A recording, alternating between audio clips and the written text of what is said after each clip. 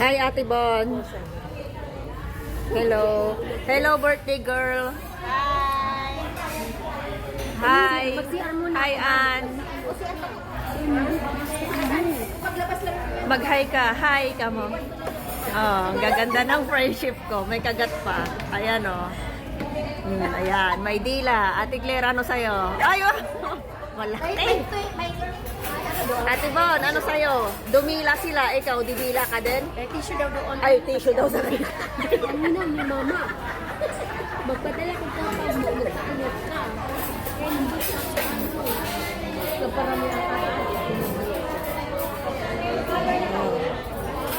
Dito, ano, closing lang tayo? Closing na tayo? Closing na mamaya. Closing na tayo. Malapit na mag-closing, tapos alas 5, didiretso ako ng kapilya. At ito naman ako, darling. Hi, darling. I miss you. Closing ko po tayo. Wala ka dyan.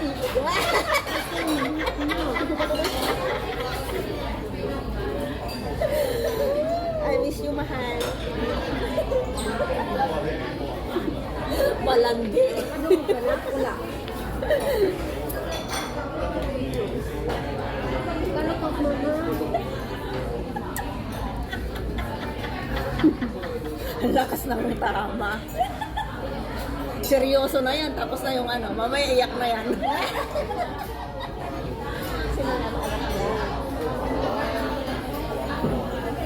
Pero in fairness ha, kung pa niya lang yung mga anak niya. Siya nagsarap, siya nagsarap. Siya lang talaga yung nagkarapat nagmahal ng lubos. Siya lang talaga nung nagkarapat nagmahal ng lubos. Utuin mo pa, utuin mo pa. Iiyak na yan. Anak niya yan?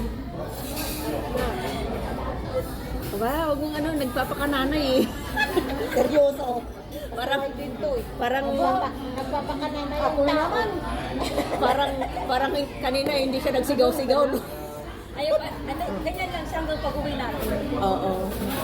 Kausapin niya kami. Oo. Oo. Ganyan lang. Oo.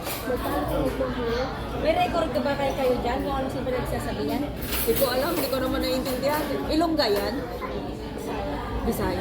Kay Bon siya Mindanao eh. Oh. Kaya sila nito. Na, paano ka mo ngayon? Ako ko yung klase na.